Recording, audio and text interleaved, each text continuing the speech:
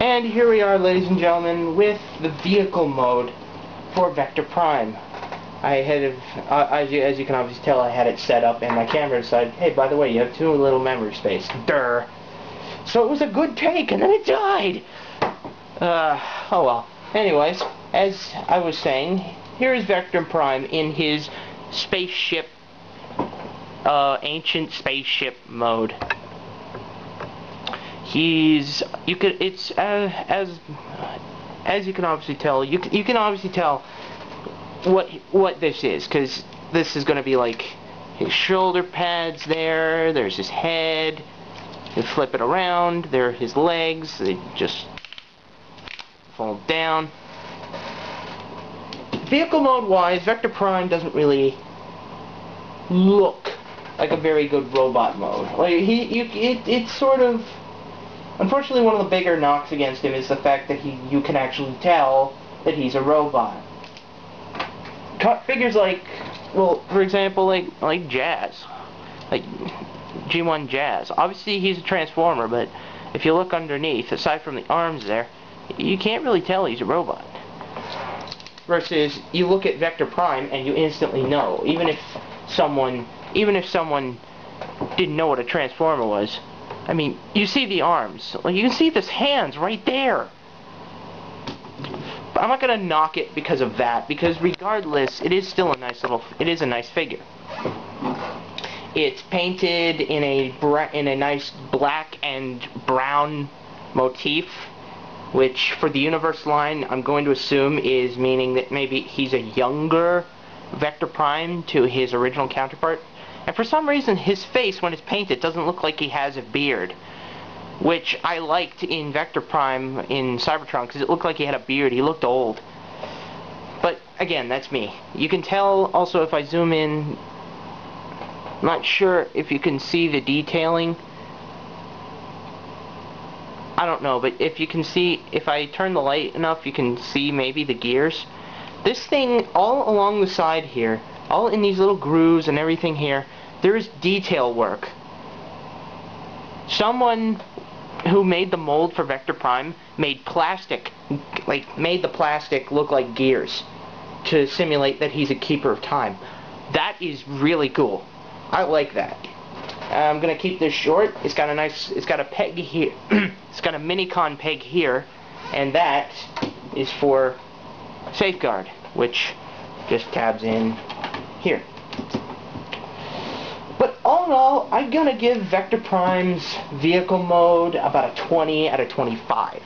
Now, obviously, it's due to the fact that he mostly looks like a robot even in vehicle mode. The mode looks more put together, but considering it is Vector Prime, I'm still going to give him credit because he does pull it off quite well. So now we've focused on the vehicle. Here, let's kick it into the robot mode. And here is the robot mode for Vector Prime. Now, again, you can tell that he is obviously a remold of his Cybertron self. And personally, I think this is probably one of the better remolds. It's more of a repaint and remold, and it's probably in leagues, in my opinion, with Transformers Universe Springer and Rat-Bat. Definitely, as they were probably the better repaints. I'm just waiting for a fan just to go, no, that's not right. Now, obviously enough, he looks his part.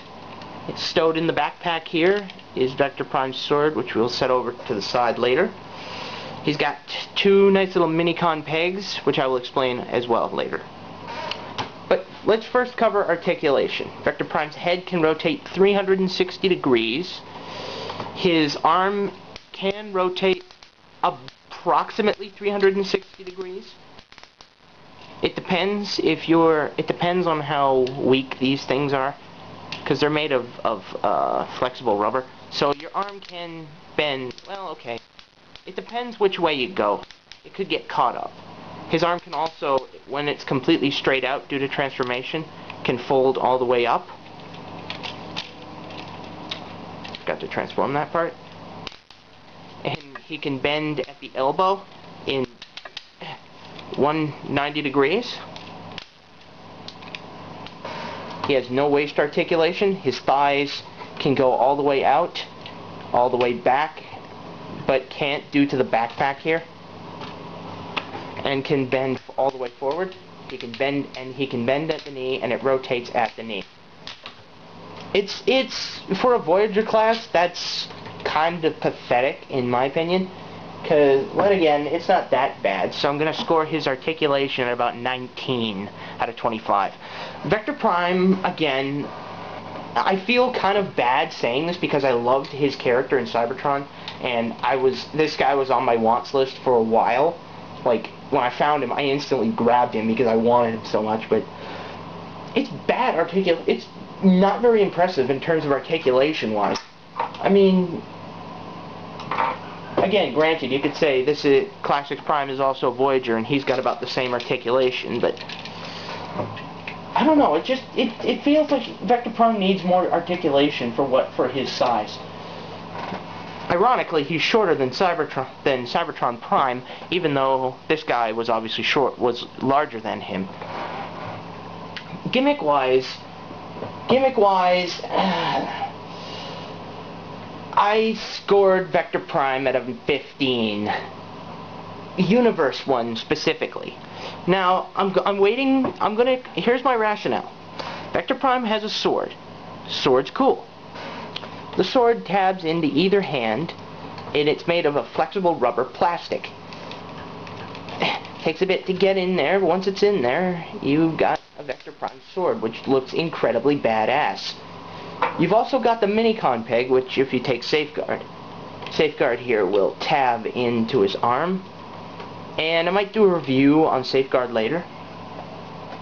So now he has an arm-mounted blaster. Now, Vector Prime also came with his Cyber Planet key. This is one of the reasons why he doesn't do very well, and I'm sure Time Lord pointed it out in his video.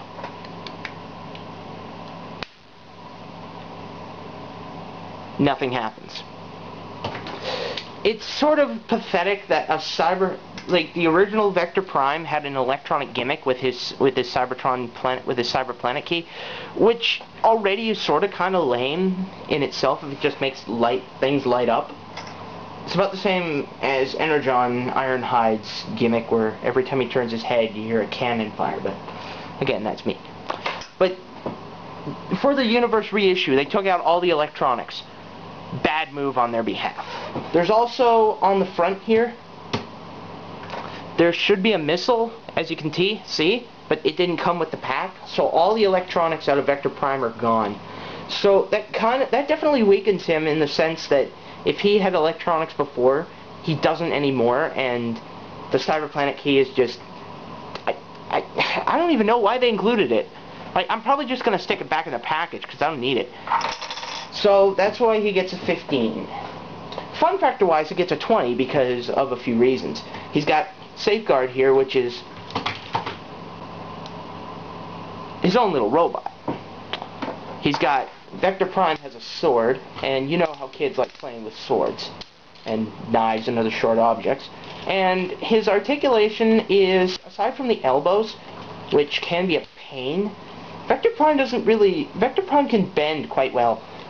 Now, of course, he's got obviously enough. No kid's going to be interested in just sticking it in and pulling it out, and sticking it in and pulling it out. There's also these arms are on ball joints, so they do pop off, so that could be a problem. And the sword, even though it is flexible, if you get it in your eye, it'll hurt. So it's sort of half and half. So Vector Prime again gets a 20 due to that fact. So in total, I'm going to score Transformers Universe Vector Prime at a 74 out of 100. Regardless of some of the bad scores, that's pretty average in my opinion. And I don't really care. Again, I don't care if people say that I'm maybe being a little hard on him. Vector Prime is a very cool figure, and to be perfectly honest, I wish that they had kept the electronics in. I wish that maybe they could have made him a little more articulate in the first place, but I'm not on the Hasbro design team. So, until next week, or until my next video, this is Malwave. with Transformers Universe Vector Prime, signing out. See ya, folks.